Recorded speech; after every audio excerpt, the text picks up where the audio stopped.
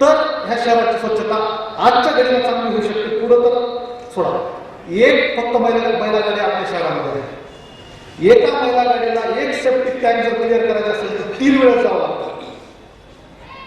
असं इंडिकेशन आहे की एक टँक 2 वर्षातून एकदा साफ झाला पाहिजे. आपल्याकडे 4-5 वर्षाला सुद्धा आपण करत नाही. ती वेळ पण खूप आवडेल. म्हणजे 15,000 बांधकाम जर आपण धरले कमीत कमी 7,500 टँक तरी वर्षाला साफ व्हायला पाहिजे. पण एक महिला गाडी जर दिवसात 3 फेऱ्या मारत असेल तर किती होणार?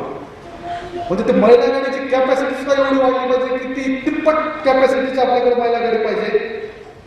परंतु ह्या सगळ्यावर जर फार मोठ्या प्रमाणावर आपल्याला विजय मिळवायचा असेल तर ह्या शहरामध्ये भुयारी गटार योजना पुढील काळामध्ये आली पाहिजे. केंद्र सरकारच्या योजनेतून ते नगरपालिका राबवू शकते. भुयारी गटार योजना जर ह्या गावामध्ये झाली तर एकदम खाली आपल्याला मोठा स्पेस वापरायला मिळेल नालीचा. रस्त्यावर जर दोन्ही बाजूला नाल्या नसतील तर रस्ते आणखी रुंद होतील, वाहतुकीचे प्रश्न कमी होतील, उघड्यावर गटार नसेल तर आरोग्याचे प्रश्न कमी होतील आणि त्याचबरोबर महिला गाड्यांचे सुद्धा प्रश्न कमी होईल. कारण बरंचसं ड्रेनेज डायरेक्ट आपण त्या भुयारी गटारामध्ये टाकू शकतो आणि ते त्या मानाने साफ करणं सोपं जाईल. त्यामुळं ह्या पूर्ण स्वच्छता व्यवस्थेवर मोठा जर कुठला उपाय असेल, कंप्लीट म्हणू शकत नाही पण एक मोठा उपाय म्हणजे पुढील काळामध्ये भुयारी गटार योजना ह्या गावामध्ये झाली पाहिजे. त्यामुळे महिला गाड्यांचा सुद्धा प्रश्न कमी होईल. कचऱ्याचा प्रश्न एवढा मोठा ओला सुद्धा कचरा आपण जमा करतो तो वेगवेगळा कचरा जमा झाला पाहिजे. आता डम्पिंग ग्राउंड तिकडं मिळणार नाही. आता ठीक आहे, आता आपण पाहतो मुंबई पुण्यामध्ये डम्पिंग ग्राउंडचे प्रश्न निर्माण होतात. कुठं टाकायचा हा कचरा? त्यामुळे वेळेच्या कचऱ्यावर प्रक्रिया झाली पाहिजे. कचऱ्यावर आपण खत तयार करू शकतो, कचऱ्यापासून इलेक्ट्रिसिटी तयार करू शकतो.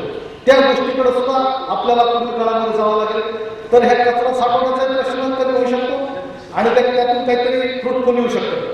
त्याचबरोबर शहरामध्ये जे काही खाजगी सरकारी दवाखाने खटिकखाने आहेत, हेअर कटिंग सलून आहेत, याच्यामधून जो काही जैविक कचरा निर्माण होतो त्याचं सुद्धा नियोजन पुढील काळात व्हावं लागेल. बायोवेस्ट प्रोजेक्ट ह्या शहरामध्ये झाले पाहिजे, प्रकल्प तयार झाले पाहिजे ज्यामुळे की हा सगळा जैविक कचरा ची विल्हेवाट लावता येईल.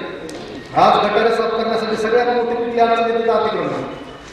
जवळपास नागरिकांनी त्या नालीच्या वर स्वतःचा कट्टा बाहेर काढलेला असतो, पायऱ्या टाकलेल्या असतात, काहीतरी केलेलं असतं. ते नालीचे कर्मचारी गेले त्याला त्या खालून काढणे एवढं अवघड जातं आणि त्याच्यामध्ये पुन्हा पॉलिथिन अडकलेलं असतं. हे इतकं अवघड जातं की नागरिकांनी स्वतःचा सुद्धा अहवाल टाळला पाहिजे. नालीवर काही अतिक्रमण करू नये, केली नाही पाहिजे आणि ती झाली तर नगरपालिकेने लवकर दुरुस्ती केली पाहिजे. प्लास्टिक मुक्त तर झालीच पाहिजे. शहरामध्ये प्लास्टिकची जर बंदी आली तर त्यामधून सुद्धा स्वच्छतेचे बरेच प्रश्न कमी होऊ शकतील. पुढील काळामध्ये कुठल्याही क्षेत्रामध्ये आता मजूर मिळत नाही.